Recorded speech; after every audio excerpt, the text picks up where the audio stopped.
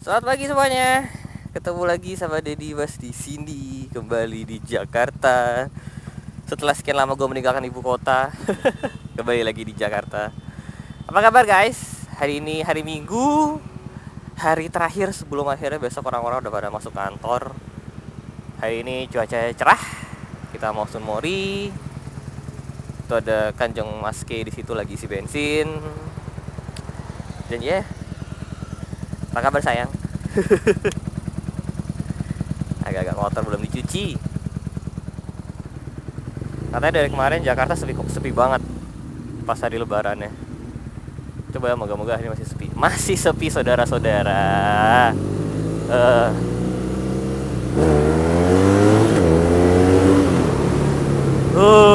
udara segar. Ada Kanjeng Mas K di belakang. Wah, kosong banget Antasari. Sepi, bener-bener dua arah, sepi semua. Vespa. Hari ini kita ngobrolin apa ya? Ngobrolin apa ya enaknya? Gue main ngobrolin mengenai teknologi di motor. Nah, ini dia. Teknologi di motor perlu atau tidak? Karena beberapa kali gue pernah baca artikel luar negeri itu kayak kalau yang the purist motorcyclist itu pakai kayak wah, teknologi itu merusak segalanya. Padahal baru isi penuh Jumat coba. Lo pakai ngebut terus. Teknologi di motor, apakah itu membunuh? Celah membunuh, bahasanya ribet amat. Apakah itu merusak kesenangan kita berkendara? Bahasa gue baku gila. Sebenarnya perlu gak sih yang namanya teknologi di motor? Jadi kalau teknologi di motor itu, sebelum gue masuk ke topik itu tuh ada banyak teknologi di motor. Dari basic deh, ada yang namanya ABS, ya kan? ABS itu berguna agar agar ban lo tidak ngunci kalau misalkan lo ngerem dadak. Nah, itu diperlukan tuh kalau misalkan di surface yang licin kayak habis hujan atau misalkan lumpur atau tanah. Terus kalau misalkan habis ABS ada lagi namanya traction control. Traction control tuh gunanya kalau agar ban kalian tidak slip juga. Kalau misalkan ya kayak di balik jalanan yang licin atau apa, agar dia tuh nggak muter di tempat gitu loh bannya. Jadi ban lo terus dapat traksi. Kalau di mobil sih, setahu gue ada dua caranya untuk bisa ngendali traction control dari mesin. Itu antara pakai rem, pakai ABS, ataupun dari gasnya sendiri yang dipotong oleh mesinnya. Nah, kemudian dari traction control tuh habis itu ada lagi yang namanya bukan launch control, lean traction control. Jadi traction controlnya itu bekerja sama dengan gyroscope yang ada di mesin. Jadi ketika kalian lagi miring belok, itu kalian nggak bisa gas mendadak biar bannya nggak slip, dan biar juga kalian nggak low side atau high side crashnya. Basically sih teknologi motor sih based on that sih, antara based on ABS, traction control. Berisik gila. Kemarin TVRI sombong banget. Serius loh. Gue kepengen. Aduh, Bener, gue ngeliat tuh gak ada mobil di depan, motor gak ada tuh, gak ada. gila kok bisa sih? Ini enak banget.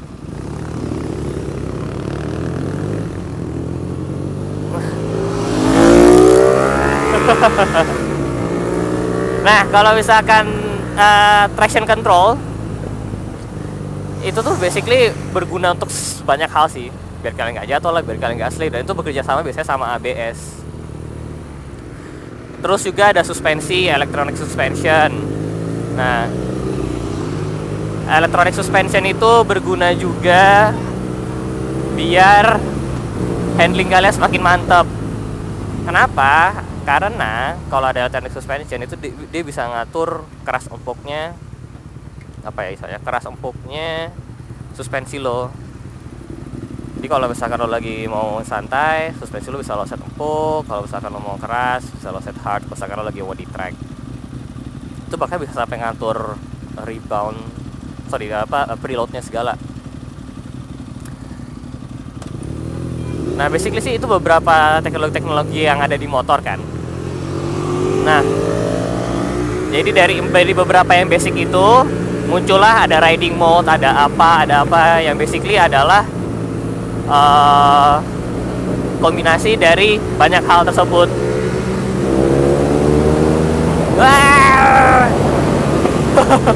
Nah terus ada nih kayak sudah gue bilang tadi di majalah-majalah tuh ngomong kalau misalkan apa ya, teknologi itu membunuh keasikannya naik motor gitu, karena lo terlalu banyak elektronik yang intervene lo jadi nggak bisa ngerasain sepenuhnya motor lo gitu loh.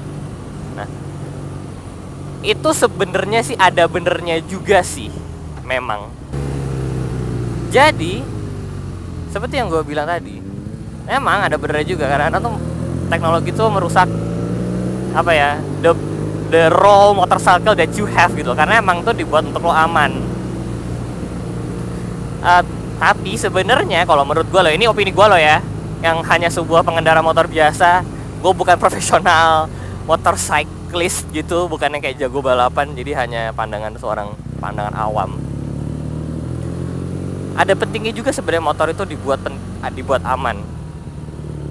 Mungkin kalau misalkan kalian naik motor yang horsepower tidak terlalu besar, ya sudah mau sampai tujuan. Kalau gitu nanti deh kita lanjutin lagi, karena kita mau summary dulu. Pindah sekarang, motornya berubah jadi GS. Dengan sulap semua bisa. Oke, lanjut lagi. Tadi kita ngobrol sampai mana ya? Duh, nih koplingnya nggak enak deh. Koplingnya kejauhan. Tadi kita ngobrolin sampai tentang kalau teknologi motor kan.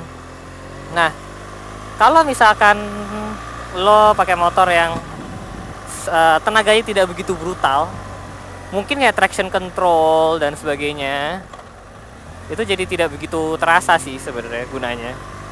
Karena apa ya, lo nggak, kemungkinan lo untuk wheelie atau slow slip itu lebih kecil.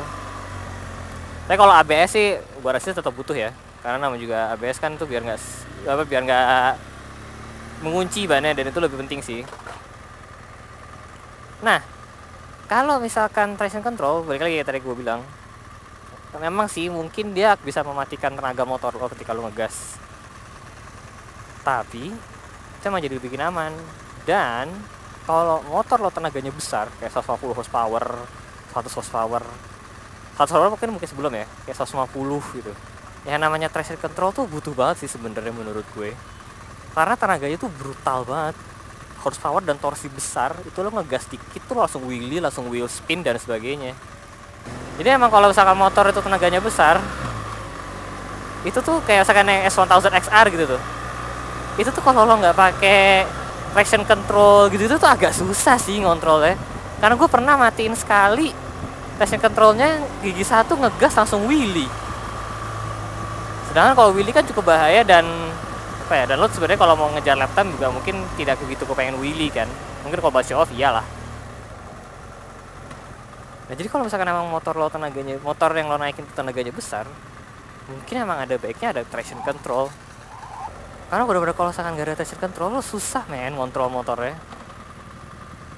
Kayak susah banget aja biar untuk tidak wheelie, itu susah banget. Dan lebih misalkan lo tenaganya motornya besar, terus lo belok, terus lo main gas aja, wah bahaya sih. Itu lo bisa wheel spin, terus lo bisa low side. Jadi kalau menurut gua, ya memang ada benernya sih itu mengurangi tenaga motor, tapi ya ada pentingnya juga gitu, is for a reason.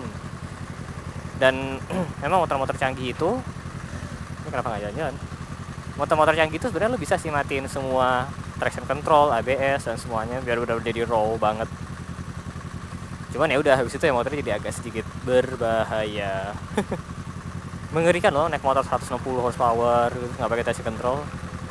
Susah sih ngendaliinnya. Ya kalau misalkan buat orang kayak gue sih, yang hanya pengendara motor biasa, Uh.